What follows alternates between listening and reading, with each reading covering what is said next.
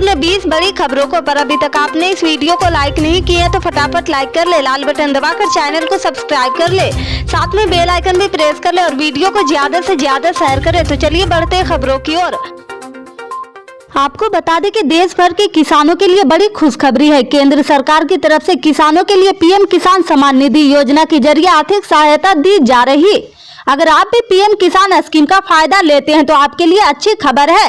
राष्ट्रपति द्रौपदी मुर्मू ने पीएम किसान योजना के बारे में बड़ी जानकारी दी है।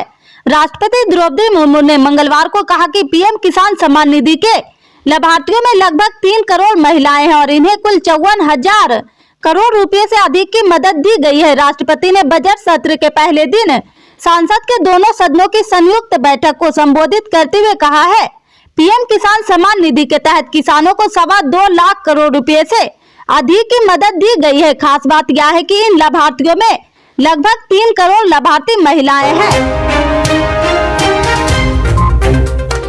कांग्रेस नेता राहुल गांधी की भारत जोड़ो यात्रा भले ही खत्म हो गई हो, लेकिन इसका पूरा असर आगामी चुनाव में जरूर देखने को मिलेगा। भले ही केंद्र सरकार को इससे ज्यादा फर्क ना पड़े, लेकिन विपक्ष की अन्य पार्टियों पर इसका असर जरूर पड़ता दिख रहा। सबसे ज्यादा आम आदमी पार्टी के चीफ अरविंद केजरीवाल को इससे नुकसान होगा। जनवरी 2023 में हुए इंडिया टुडे के मूड ऑफ द नेशन पोल में 5.3% लोगों ने कहा कि दिल्ली के मुख्यमंत्री और आम आदमी पार्टी के प्रमुख अरविंद केजरीवाल भारत के अगले प्रधानमंत्री बनने के लिए सबसे फिट है। वहीं दूसरी तरफ राहुल गांधी को इसमें 14% लोगों का वोट हासिल हुआ है और 53% के साथ प्रधानमंत्री नरेंद्र मोदी सबसे आगे रहे। अगर भारत जोड़ो यात्रा नहीं होती तो इन आंकड़ों में कुछ बदलाव हो सकता था। जेडीयू संसदीय बोर्ड के अध्यक्ष उपेंद्र कुशवाहा पार्टी से पूरी तरह बगावत पर उतर आए हैं। उन्होंने मंगलवार को एक बार फिर प्रेस कॉन्फ्रेंस कर मुख्यमंत्री नीतीश कुमार समेत पार्टी के शीर्ष नेताओं पर जमकर निशाना साधा है। कुशवाहा ने कहा कि 1994 में नीतीश कुमार ने लालू प्रसाद यादव से जो हिस्सा मांगा था वही हिस्सा वे आज मुख्यमंत्री से मांग रहे हैं। उपेंद्र ने 12 फरवरी 1994 को पटना के गांधी मैदान में हुए रैली का भी जिक्र किया। हालांकि उन्होंने यह भी नहीं बताया कि उस वक्त नीतीश ने लालू से किस हिस्सेदारी की मांग की थी। मगर आपको हम बता दें कि आखिर 1994 में हुआ क्या था। सबसे पहले तो यह जानते हैं कि उपेंद्र कुशवाहा ने क्या कहा। मंगलवार को पत्रकारों ने जब कुशवाहा से पूछा कि वे जेडीयू में किस तरह की हिस्सेदारी की मांग कर रहे हैं, तो उन्होंने कहा कि जो हिस्सा कभी लालू प्रसाद यादव ने नीतीश कुमार को नहीं दिया था, जिस हिस्सेदारी के बाद 12 फरवरी 1994 में पटना के गांधी मैदान में आयोजित रैली में नीतीश ने लालू से की थी, वही हिस्सा उपेंद्र कुशवाहा आज नीतीश कुमार से मांग रहा है। इस पर नीतीश को विचार करना चाहिए। श्री रामचरितमानस पर टिप्पणी करके विवादों से घिरे अपने सहयोगी स्वामी प्रसाद मौर्य का बचाव करते हुए समाजवादी पार्टी प्रमुख अखिलेश यादव ने कहा कि वह मुख्यमंत्री योगी आदित्यनाथ से विधानसभा सदन में महाकाव्य की एक चौपाई में इस्तेमाल किए गए लताना शब्द की व्याख्या पूछे। अखिलेश ने कहा कि हमारे मुख्यमंत्री एक संस्था से निकले हैं और वह योगी है। मैं उनसे विधानसभा सदन में यह पूछूंगा कि श्री रामचरितमानस में जिन पंक्तियों का जिक्र इस वक्त चल में ताड़ना शब्द का इस्तेमाल किन लोगों के लिए किया गया है और वह किन पर लागू होती है। रोजी रोटी की तलाश में लगातार विदेश जा रहे भारतीय मजदूरों के फंसने की घटनाएं खूब सामने आ रही है।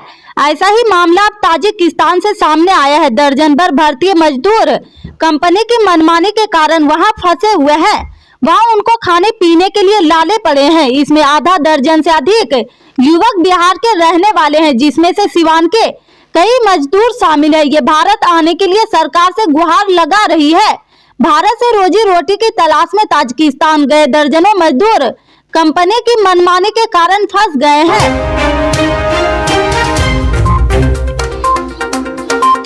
राजधानी दिल्ली के आप सरकार और एलजी के बीच शिक्षकों की ट्रेनिंग को लेकर शुरू हुआ विवाद अभी भी जारी है। डिप्टी सीएम मनीष सिसोदिया ने आज एक पत्र लिखकर एलजी से फाइल को पास करने की मांग की है।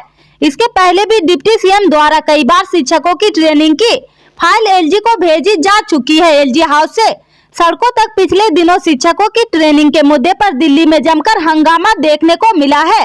दरअसल दिल्ली की आप सरकार अपने 30 शिक्षकों को ट्रेनिंग के लिए फिनलैंड भेजना चाहती है, जिसकी मजदूरी के लिए फाइल एलजी दफ्तर भेजी गई थी, लेकिन एलजी ने उसे मंजूरी नहीं दी है। समाजवादी पार्टी के प्रमुख अखिलेश यादव ने 2024 में होने वाले लोकसभा चुनाव के लिए अपनी नई टीम का गठन किया है और कई नेताओं को बड़ी जिम्मेदारी सौंपी। अखिलेश यादव ने राष्ट्रीय कार्यकारिणी की घोषणा करते हुए ऐसी चाल चली है जिससे बहुजन समाज प्रमुख मायावती को तगड़ा झटका लगा है और अगले चुनाव में उनके सामने नई चुनौती खड़ी हो गई है। अखिलेश यादव ने अपनी नई टीम में ओबीसी और दलित समुदाय से आने वाले नेताओं को तरजीह दी है। अखिलेश ने सोहालियावादी और अम्बेडकरवादी नेताओं का साथ लेकर मायावती के वोट बैंक में सेंध लगाने की कोशिश की है। अगर अखिलेश का प्लान सफल रहता तो आने वाले चुनाव में मायावती की मुश्किल बढ़ सकती है। पीलीभीत से सांसद वरुण गांधी लंबे समय से अपने ही सरकार के कामकाज पर सवाल उठा रहे हैं।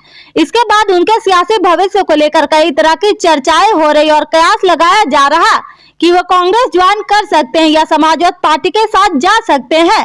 हालांकि इस बीच अब वरुण गांधी के नए प्लान को लेकर खुलासा हुआ है और कई रिपोर्ट में दावा किया जा रहा कि 2024 में होने वाले लोकसभा चुनाव से पहले वे अपने नई पार्टी का गठन कर सकते हैं।